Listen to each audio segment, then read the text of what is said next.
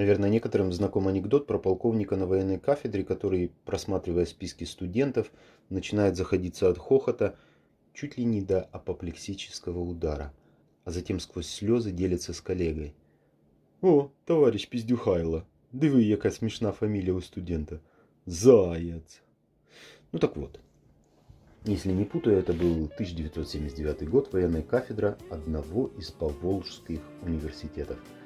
Аудитория на 200-250 человек, ну, помещалось и больше, а фактически 100-120, так сказать, мужская часть двух факультетов – мехмат и физики. Многие, и я в том числе, уже нашли себе занятия на ближайшие 1,5 часа. Пишет пулю, играет в шахматы или в бесконечные крестики-нолики на деньги. Короче, рутина. Но минут через 5 лектор умудряется завладеть нашим вниманием. То, что это новый преподаватель, нас мало смутило или мало привлекло. Не знаю, как правильно в данной ситуации. Лекции мог читать любой офицер кафедры, на которого в этот день пал выбор начальника.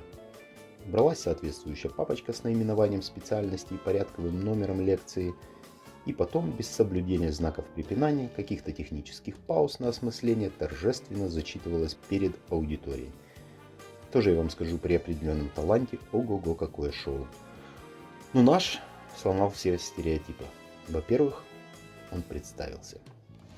Я, новый преподаватель военной кафедры Госуниверситета, капитан Бабкин. Потом жизнерадостно предложил: давайте знакомиться. И начал зачитывать список присутствующих, чтобы, стало быть, познакомиться. Дальше надо либо стенограмму, но она, к сожалению, утрачена, либо попытаться представить сам процесс. Мало того, что все, кроме капитана, понимают, что знакомство с такой толпой займет минимум полпары, так он еще фамилию, если она больше 2 слогов, с первого раза прочесть не может. Разбивает на части. Белобородов, к примеру, с 4-го раза осилил, а ударение ставит в самых неожиданных местах. И вот минут через 40 2/3 списка уже оглашены. Половина аудитории, состоящих из 20-летних оболтусов, не имея возможности смеяться в голос, хрипит под столами. Но самые прозорливые уже поняли главное, веселье еще впереди, точнее в конце.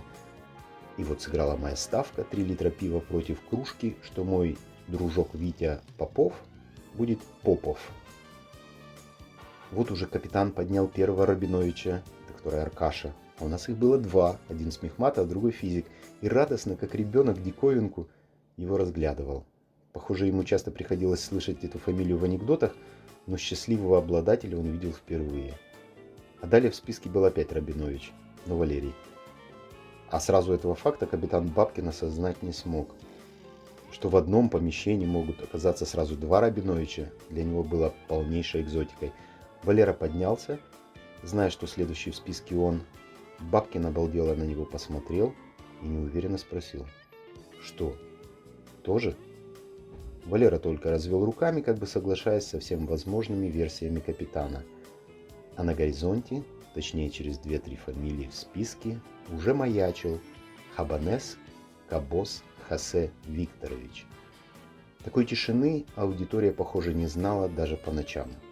Все, включая самого Хосе Викторовича, полного паренька, в очках с толстыми стеклами, затаив дыхание, следили за капитаном. Но откуда тому было знать, что в 30-е годы, теперь уже прошлого века, в СССР из Испании вывезли несколько сотен детей, чьи родители воевали в это время против Франко.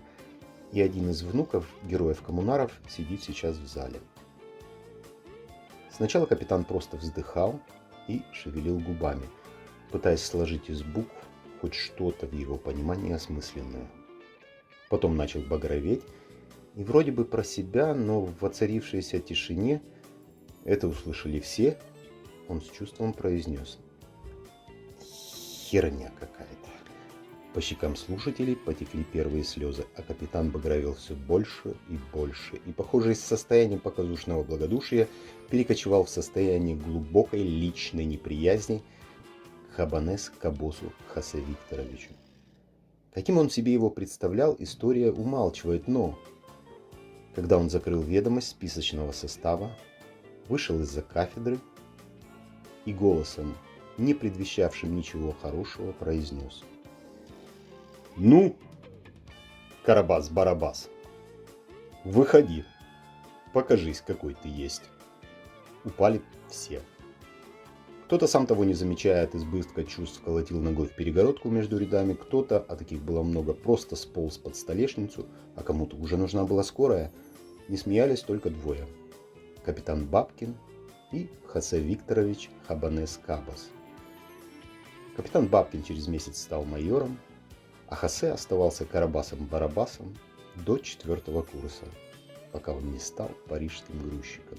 Но это уже отдельная история.